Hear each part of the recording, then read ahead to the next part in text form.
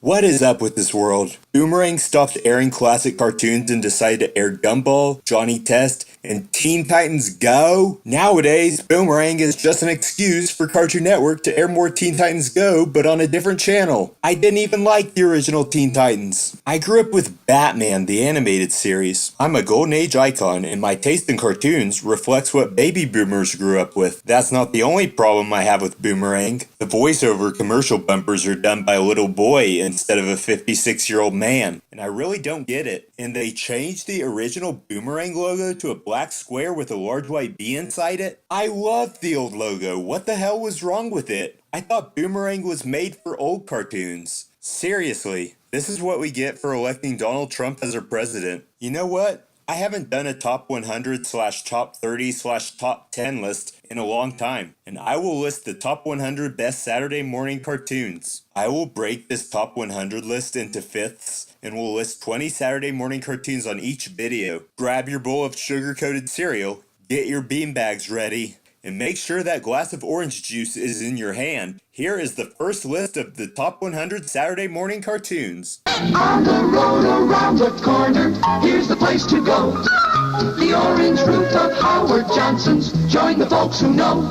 It's all right to be dynamite, but to be a pepper is out of sight. Would you like to be a pepper too? We're a pepper, he's a pepper. Yabba dabba doo, I'm a pepper too. If you drink Dr. Pepper, you're a pepper too. Be a pepper, drink Dr. Pepper. He's Lego wild out of control. Zack, he's a Lego maniac.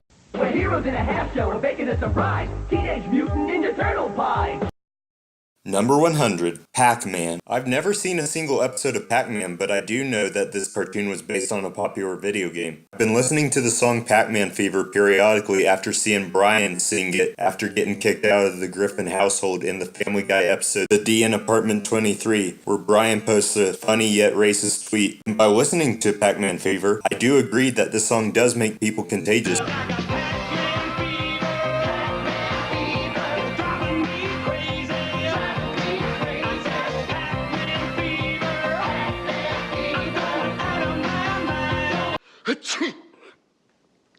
Thank you. Still a great song nonetheless. If one is going to attempt to cash in on the ridiculous era of early 80s cartoons based on products, then one is really barking up the wrong tree. Pac-Man was meant to be a video game, and turning it into a Saturday morning cartoon is kinda corny. I will admit that the animation is good, but the storylines are very forgettable and cliched. But hey, this cartoon was made in the 80s. And literally, every toy or game from the 80s had to have an animated show.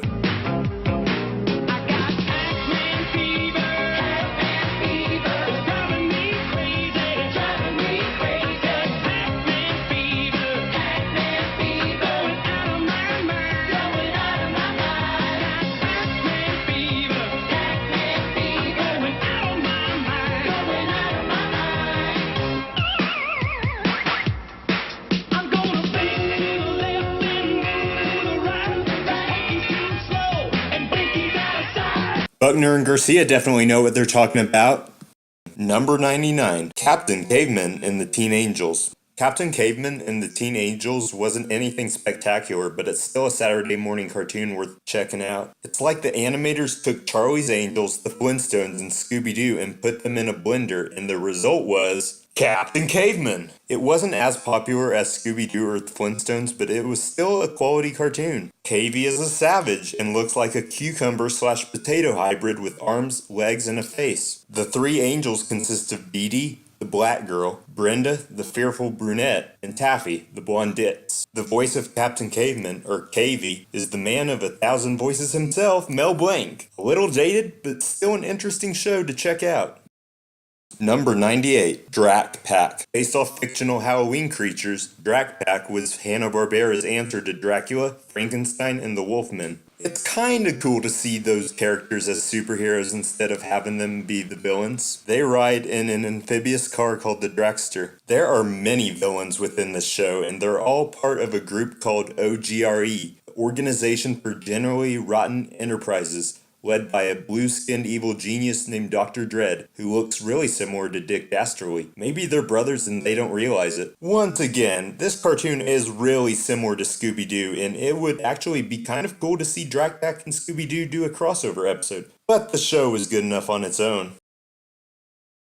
Number 97, Care Bears. I fucking hate the Care Bears. I really do. Is there anything stranger than talking colored bears that shoot out some kind of healing via their radioactive stomachs? Care Bears is essentially Candyland if it were an animated show. Strictly for children and not making a whole lot of sense. Once again, the Care Bears were popular toys from the 80s, and pretty much every toy in the 80s had a cartoon. I sort of respect Care Bears for the fact that they live up in the clouds in a place called Carolot, an ideal depiction of heaven. Speaking of Carolot, Carole King sang a song for this show's first theatrical movie, and she sounds totally uninterested in singing it. Seriously, you get one of the best singers/songwriters, and what movie does Carole King sing/write a song for? The fucking Care Bears movie. I mean, come on, Carol, you're talented. Why are you gonna waste so much money by writing a song if it's just fucking Care Bears? If any of you know who Carole King is, you probably recognize this song.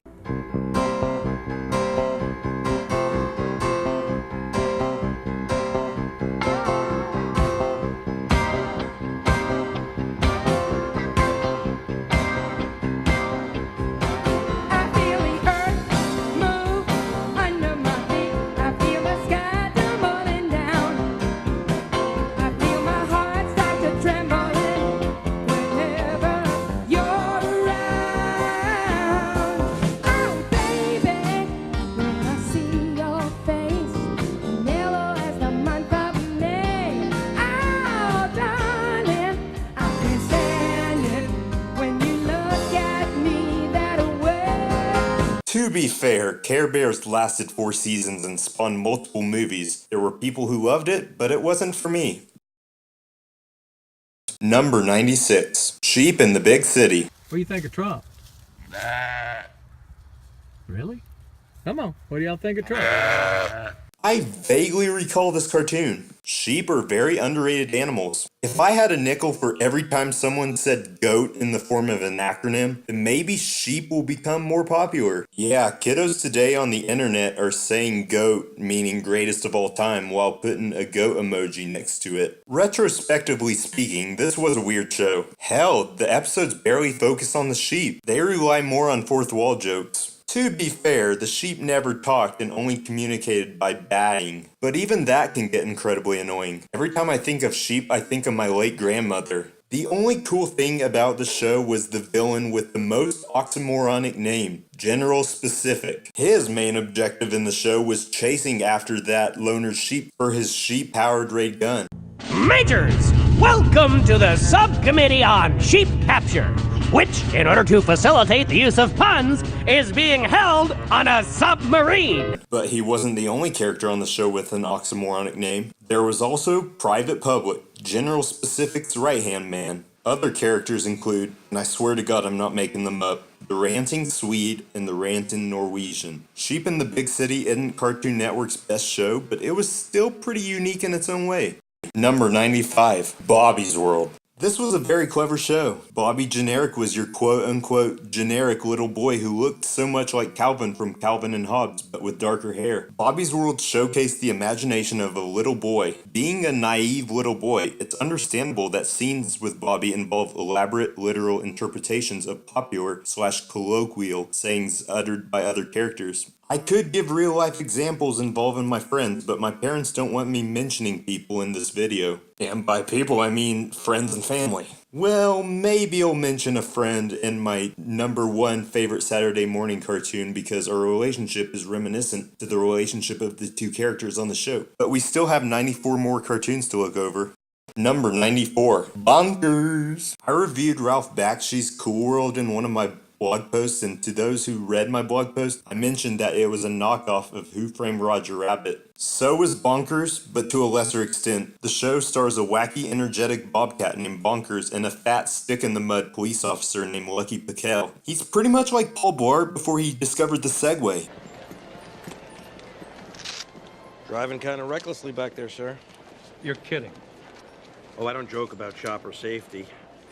I'm afraid I'm gonna have to issue a citation. Gonna need your first and last. Last first. Sir. Please don't make this more difficult than it needs to be, okay? Those who grew up watching the show might opine that the show was inspired by Roger Rabbit, seeing how the premise of the show revolved around Bonkers the Bobcat's post-stardom. I remember enjoying the theme song to this show a lot more than actually watching the episodes themselves. Roll over, boy. Roll over. Piece of cake. Okay, here's a hard one. Play dead. We have to go to Corkscrew and unmask the imposter. How could those little monsters do this to me? Aside from the Roger Rabbit comparisons, I believe that the thought process for Bonkers was similar to the thought process behind the invention of no-show socks. Incredibly pointless, yet generating tons of sales. Oh yeah, and if you're watching this video and you regularly wear no-show socks, I'll fight you. I'm joking, but seriously, no-show socks are stupid. Why the hell do girls wear them? Granted, boys wear them, but they're mostly made for girls. Just like the Easy Bake Oven. I know I'm digressing, but if you're gonna wear Sperry's, just go sockless, please. Needless to say, Bonkers didn't last very long, and the idea of pairing a tune and a police officer seems rather passé. Number 93, My Little Ponytails. I can't stand bronies. You know, dudes who are into MLP, friendship is magic. I was born a guy, so I didn't give a shit about My Little Pony, Barbie dolls, Cabbage Patch Kids, and anything else girls played with. This TV show revolved around 7 female ponies, and the only way I could describe their personalities is that they're the equine equivalents of the 7 dwarves. While I don't like the show, I will admit that the animation is so much better compared to the modern MLP that's running on the Discovery Channel. I automatically dislike any cartoon that I never grew up with or any modern cartoon that uses excessive CGI, but I can dislike various things without demonstrating any negativity. The next Saturday morning cartoon I'll be reviewing also revolves around a horse, but it's much more timeless compared to this mind trip. Number 92, Quick Draw McGraw. Hanna-Barbera is great and really brought animation to the home screen. For many years, I thought it was just an intentional misspelling of the girl names Hannah and Barbara, but eventually I learned that those were the animators' names. William Bill Hanna and Joseph Joe Barbera. They didn't talk a lot outside their work, but many of their shows featured dynamics of different characters and their friendships were reminiscent of Hanna and Barbera's professional partnership. Anyway, the show centers around Quick Draw McGraw, a dim-witted horse from the Wild West, and his sidekick, Baba Louie, a bureau with a thick Spanish accent. The latter character is an XP of Speedy Gonzales, a definite racial stereotype. Other characters from the show include Twinkie the Kid and Timer, that yellow blob from those 70s PSAs. Take that with a grain of salt, that was supposed to be tongue-in-cheek. To be fair, Quick Draw McGraw was the very first cartoon to take place in the Wild West. I didn't grow up watching the show, but Quick Draw McGraw was the third Hanna-Barbera TV show after The Rough and Ready Show and Huckleberry Hound, and definitely an original Saturday morning cartoon worth noticing. Number 91, The Weekenders. I watched only a few episodes of this show, and from what I could gather, it was a surprisingly good show. This show is about 4 middle schoolers spending the weekend together. To quote Random Sense, "Weekend nights will be on our own." The characters were very diverse. You had the blonde Italian guy named Tino, the Scottish tomboy named Lori, the nerdy Lithuanian Jew named Tish, and the token black guy named Carver. Whenever I think of African Americans with the name Carver, I think of George Washington Carver, the guy who invented peanut butter. I mean, Yogi Bear was named after Yogi Berra, so that doesn't surprise me if the inspiration for the name of a character was based off a historical figure. All these characters had really interesting personalities that worked off each other well. Not to mention, the animation of the show is really good. The animation of the show really reminds me of Klasky Csupo, especially when it comes to shows like Rocket Power and As Told by Ginger. There's nothing wrong with being different. Number 90, Captain Planet and the Planeteers. Saturday morning cartoons are great and allowed us to eat high fructose cereal while being entertained by cartoons. Captain Planet and the Planeteers is a prime example. The idea for this show was originally a collaboration between Ted Turner and Barbara Pyle. We'd started the Cartoon Network, or we were in the process of doing it, and I said, you know, there ought to be a cartoon series that has some meat on the bones. And I said, we need a superhero for the Earth. I came up with a Superman, Batman type character who was green, and really we decided to, but at that point I got a woman named Barbara Pyle who worked with me in the environmental area. This show was intended to advocate environmentalism. Captain Planet and the Planeteers predates the Magic School Bus by 4 years, and most of the characters on this show are basically the characters of the Magic School Bus all grown up. Kwame is Tim, Guy is Wanda, Linka is D.A., Mati is Carlos, and Wheeler is Arnold. For the record, I'm not a conspiracy theorist. Captain Planet and the Planeteers had a very diverse cast, and the characters all shared a camaraderie with each other. Not to mention that the superhero himself is a badass. He's basically a cross between the Hulk and Superman, and honestly, the best thing about this show. Number 89, Beetlejuice. I was never a big Tim Burton fan. I didn't really care about his work, but Beetlejuice was a big box office success, so it made sense to have its own show, because many movies got their own cartoons. Beetlejuice, The Real Ghostbusters, even Little Shop of Horrors was given its own cartoon.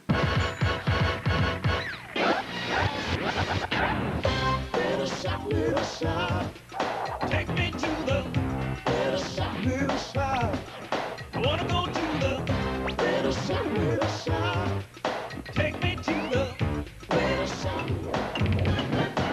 A great reminder that even 80s cartoons were occasionally terrible. Okay, so it ran in the early 90s for only 13 episodes. Tomato, tomato. This cartoon wasn't nearly as good as The Real Ghostbusters, but it was still very unique and helped give Fox Kids its identity. The theme song, while being a total mindfuck, was really awesome, and it got us hyped whenever we watched episodes of the show. One more thing, the Beetlejuice cartoon used CGI or computer-generated imagery before it became ubiquitous in those Michael Bay films.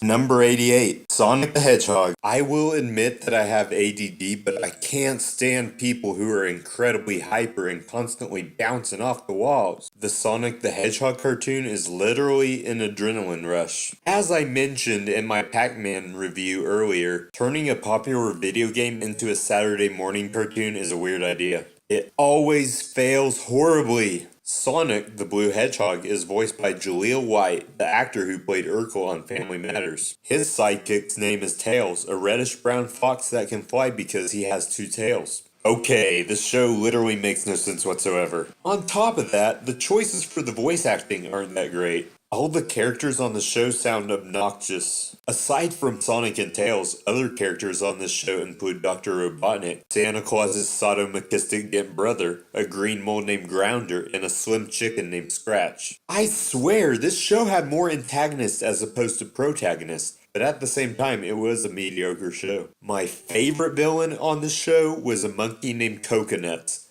I'm pretty sure monkeys like bananas. Speaking of food, why does Sonic always crave chili dogs? Every time I think of Sonic and chili dogs, I think of the restaurant. You know, Sonic Drive-In. Number 87, Underdog. I didn't grow up with the Saturday morning cartoon, but I was aware that it existed. Underdog was one of the few non-Hanna-Barbera animated shows from the 70s, and after seeing a few episodes, it was pretty good. There's definitely a Dr. Seuss vibe to the show, but maybe it's because Underdog always spoke in rhyme. Like most superheroes, Underdog has an alter ego named Shoeshine Boy. However, Underdog looks more like a General Mills mascot than a Dr. Seuss character. Underdog was unique because this was the first cartoon to feature an animal superhero. On top of that, Underdog was a pretty clever parody of Superman. This show had a solid cast of characters. Underdog's love interest, Sweet Polly Purebred, a grotesque man named Simon Bar Sinister, a gangster wolf named Riff Raff. Sound familiar? A penguin named Tennessee Tuxedo, the Go-Go Gophers, Klondike Cat, and Commander McBragg. I honestly wish I grew up watching Underdog, but I'm glad I found out about this show because it's a staple in Saturday morning cartoons. Number 86, Peter Potamus. Peter Potamus always knew how to get turned up. He's an anthropomorphic hippopotamus characterized by his yellow construction hat and white blouse with a buckle around his waist. Like many cartoon characters, he doesn't wear pants. He's getting the same treatment as Winnie the Pooh, Donald Duck, and Porky Pig. I remember watching an episode of Peter Potamus on Boomerang, back when Boomerang knew what it was doing. I enjoyed it. This was the 6th Hanna-Barbera cartoon, and a really good one. The show centers around Peter Potamus and his traveling companion, So-So, a monkey, as they fly back and forth through time in a hot air balloon. No sign of inhabitants, So-So. Not even a sign of people. Hey, I think we've discovered an unknown island. We ought to give it a name. Good idea. We'll call it Peter Potamus Island. Oh, boy. I like that name. Hey, what's that? What's what? What's this? Oh, that? It's just an old trunk that washed up on the beach. It's full of jewels and gold coins. Jewels? Coins? We're rich, So-So! We're rich! Peter Potamus is voiced by voice legend Daws Butler, impersonating Joe E. Brown. Butler used the exact voice for Whippy the Lion, another Hanna-Barbera cartoon character. Seriously, am I the only one who thinks these obscure Hanna-Barbera cartoons were so much better than current ones like Steven Universe? Number 85, Jim! This cartoon came out a decade before I was born, so I never had the chance to grow up with it. In fact, I've never even heard of Jim until Hollywood gambled on a live-action film adaptation of this cartoon. I don't know why I'm saying Jim like this. Maybe I'm paying homage to the Gucci Mane song, Freaky Girl. Jim. Yeah. Yeah. Jim. Yeah. You notice a pattern here? When I learned about Jim in the holograms, I felt the need to do some research on this cartoon. I checked out Jim and found it to be a one-of-a-kind cartoon with a simple animation and bright colors. Jim centers around an all-female rock band fronted by two sisters whose deceased father left them an insanely advanced computer that could produce realistic holograms, which the heroine, Jerrica Benton, used to alter her appearance and live a double life as a world-famous rock star. I bet the executives at Disney spent months watching this show to produce Hannah Montana. The plots are exactly the same, but Jim did it better. Disney started getting terrible when they aired Hannah Montana on television. To be fair, Walt Disney always sort of had this negative vibe. I mean, he was anti-Semitic. Jim was a series collaboration between Hasbro, Sunbrow Productions, and Marvel Productions, the same team responsible for shows like G.I. Joe and Transformers. Also, the creator of Jim was a woman, Christy Marx, and this show was the first Saturday morning cartoon created by a woman. Number 84, The Smurfs. The Smurfs was based off a Belgian comic strip, and it's centered around blue munchkins who live in mushroom-shaped houses in a gigantic forest. I never really cared about this show, but I respected it and thought it was pretty imaginative. Eventually, Hanna-Barbera obtained the rights to the Peyo comic strip of the same name and turned it into a half-hour animated TV show. Unlike most of the Hanna-Barbera cartoons, The Smurfs was intended for a much younger demographic. If elves and fairies were Protestants and Catholics, the Smurfs were definitely the Mormons. They lived in a tight-knit and self-sufficient society and cherished community bonding through occasional campfire sing-a-thons. It's pretty awesome that the Smurfs were created by Belgians. There are a lot of people complaining how the Belgians haven't contributed to society or invented anything really cool, but that's totally untrue, because if it weren't for them, we wouldn't have these tiny blue males, as well as 3 blue females. Number 83, Jabberjaw. I'm surprised that this cartoon wasn't responsible for the catchphrase, "Jump in the shark!" Yes, I know that this cartoon existed, but it's not going to be anywhere on my list because it only ran 13 episodes, and it was a pretty bad cartoon. Yeah, most of the Hanna-Barbera cartoons from the late 70s and 80s were mediocre. I'm still surprised that Jabberjaw wasn't the cartoon responsible for coining the term, "Jump in the shark!" because the show was about a shark who is a member of a rock band. Jabberjaw is a 15-foot great white shark who's the drummer of the Neptunes, a rock group made up of 4 teenagers who live in an underwater civilization in the year 2035. My youngest child will probably be in the first grade when that year approaches. Yes, I do plan on getting married to a nice and gorgeous woman and having children together. Talk about accurate representations of a Chekhov's gun. Jabberjaw borrows the Flintstones penchant for using puns as the names of locations and people, such as Aqua-Alaska instead of Alaska. That's actually pretty clever, and it's integral to the show. Aside from the titular shark, the band members include Biff, the guitarist, Shelley, the tambourine player, and an ex-bee of Alexandra from Josie and the Pussycats, Bubbles, the keyboardist, and Clamhead, the bassist. Have you noticed that all these names are associated with the ocean? Number 82, Muppet Babies. If there's any show that was responsible for spawning junior versions of cartoon characters, it's definitely Muppet Babies. We got cartoons like A Pup Named Scooby-Doo, Tom and Jerry Kids, The Flintstones Kids, and the painfully hip Yo-Yogi. However, the Muppets show was in live action, not animation. Kermit wore a sailor shirt and blue shorts. Fozzie was the jokester. Miss Piggy was the love interest. Ralph was the pianist.